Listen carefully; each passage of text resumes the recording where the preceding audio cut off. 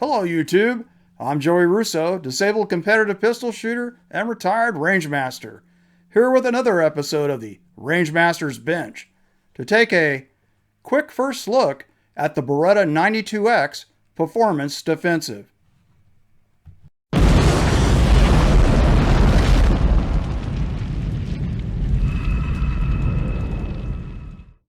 As usual, before we begin, let me add my standard disclaimer.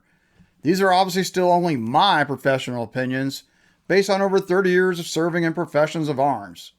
So you will better understand my perspective, I'll once again post down below my training and experience.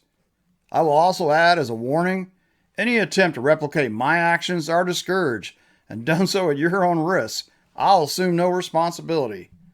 Lastly, since no one outranks safety, do know all firearms have been safely confirmed clear and unloaded, and no live ammunition is in the room. Alright, with that out of the way, let's get down to it.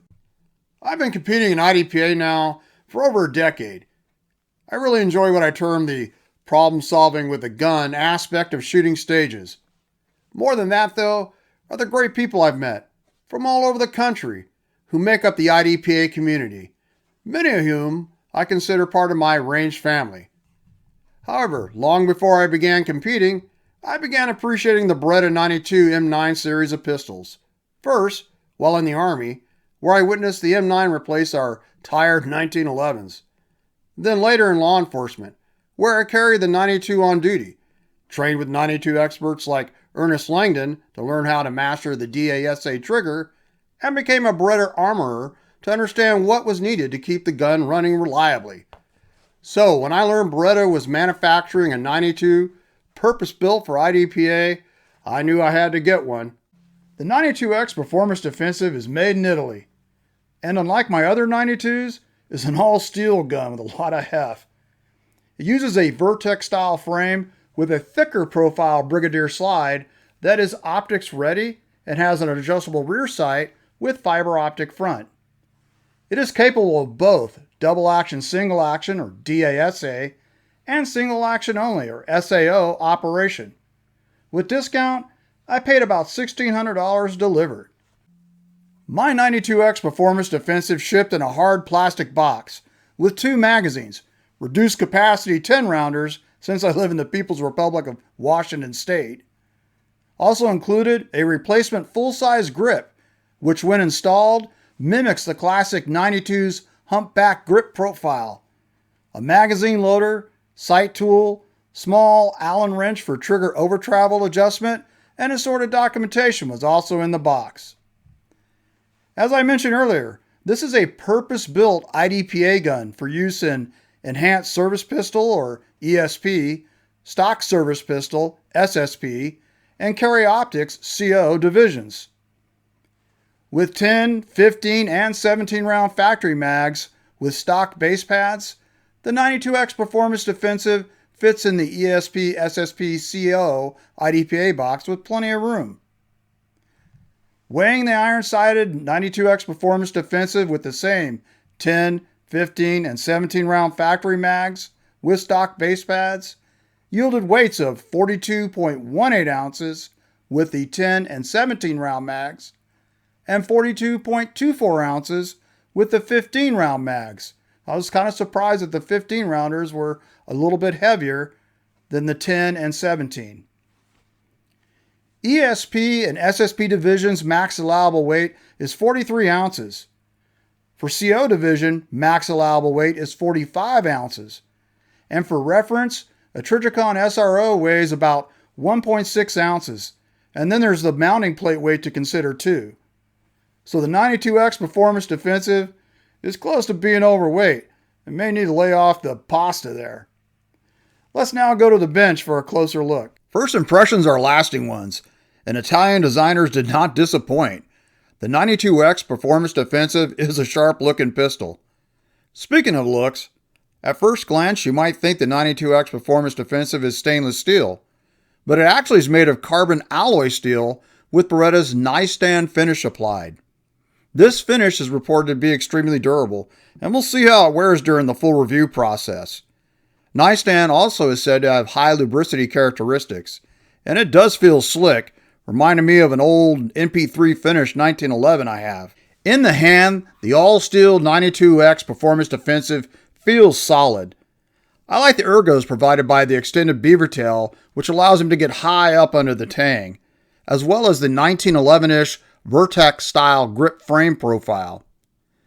To aid in support hand placement, the takedown lever features a thumb ledge, which provides a tactile reference point for building a consistent grip. Front as well as rear strap checkering help to prevent the pistol from slipping in the hands, which is good, as the grip panel's texture is lacking.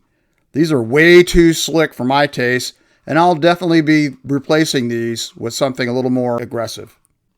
For sights, we have a 120 thousandths wide fiber optic front with a fully adjustable LPA brand rear that has a 118 thousandths wide notch. Those of you who watch my channel know my preferences on iron sight dimensions, and these are pretty close to what I like. The 92x Performance Defensive is also optics ready, using Beretta's proprietary RDO plate system, which would mount under these two cover plates. There were, however, no plates included, and they cost around $45 from Beretta. There are also aftermarket plates available from Tony Systems, D-Law Designs, and others. Slide to frame fit is good, with minimal lateral, which you can probably hear, and no vertical movement. Slide travel is also very smooth. Barrel fit is typical 92, with some play noted at the front, but I should add this is to be expected, as the locking block's interface with the frame and slide is located here at the rear, which is solid with no perceivable movement. In my experience, this arrangement has never been a problem with accuracy in the 92 series. The slide has awesome, what Beretta terms, sawtooth serrations at both the front and rear, allowing for positive manipulation of the slide. Trigger components have been coated with DLC for longevity and to aid in smooth operation, and the Extreme S trigger is adjustable for over travel. Out of the box, my pistol averaged a very smooth 3 pounds 5 ounces in SA and 6 pounds 15 ounces in DA. I anticipate weights will drop a bit with use, so I'll check again once I get a couple thousand rounds through it. For trigger movement, the DA stroke was smooth, stacking to its final break. In SA, there's a good amount of pre-travel, about 3/8 of an inch. You then hit a firm wall, and after about 1/8 of an inch press, there's a clean break. Reset is just over 1/8 of an inch or so. While not the shortest, it is tactile and positive. The extractor serves as a loaded chamber indicator and will protrude when a round is chambered, providing both a visual and tactile indication. The magazine well, it has been beveled to aid in easier reloads. The oversized mag release is both easy to reach and it is reversible for left-handed use.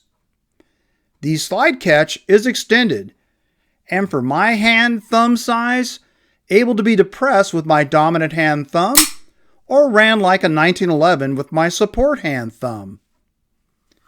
The barrel is the standard 92, being 4.9 inches long. It is made of cold hammered alloyed steel, has a phosphate matte black finish, and a chrome lined bore. For safeties, the 92x Performance Defensive is equipped with an ambidextrous thumb safety, with paddles on both the left and right sides. The thumb safety blocks movement of the sear and also locks the slide in battery. The thumb safety can be engaged or disengaged in DA or SA mode, and the movement is very positive, snapping on and off with an audible and felt click. The hammer is also equipped with a half-cock notch. The half-cock notch is used to stop multiple shots or accidental discharge if the hammer somehow falls from the fully cocked single action position without the trigger being pressed. There is also the standard 92 series automatic firing pin safety, which works off of trigger movement. The trigger must be fully rearward for the firing pin safety to be pushed upwards out of the path of the firing pin. During use, you can see the firing pin safety block protruding through the top of the slide here. As I mentioned, the 92X Performance Defensive is capable of DASA and SAO operation. When running the pistol DASA, after chambering a round, you will then have to manually lower the hammer down on a loaded chamber. There is no mechanical decocker. There are some different techniques to do this, including pinching the hammer with support hand thumb and forefinger, and thumbing the hammer with the dominant thumb. Whatever technique you use, primary requirement when manually decocking is ensuring being pointed in a safe direction. Next priority is releasing the trigger once the hammer clears the half-cock notch, so the firing pin block drops back down and re-engages in case the hammer slips and strikes the firing pin. I should mention, in the operator's manual, lowering the hammer like this by hand with a loaded chamber is not recommended. I'm guessing this guidance is to mitigate liability exposure. However, realize if you want to run the pistol in SSP division, you will have to lower the hammer fully on a loaded chamber and have the DA first shot. SAO operation is where the low-profile ambidextrous thumb safeties come into play. Once a round is chambered, you then push the thumb safety up into the on position, locking the sear, preventing it from releasing the hammer, allowing for safely carrying condition 1 with a round in the chamber, and also locking the slide in the closed position. Function checking the thumb safety sear hammer interface determined no movement, aka presence of scant, of either the sear or hammer. I'm really looking forward to running the 92X Performance Defensive. Once I get at least a couple thousand rounds through it, I will follow up with a full review, so stay tuned. I'm Joey Russo, disabled competitive pistol shooter and retired Rangemaster.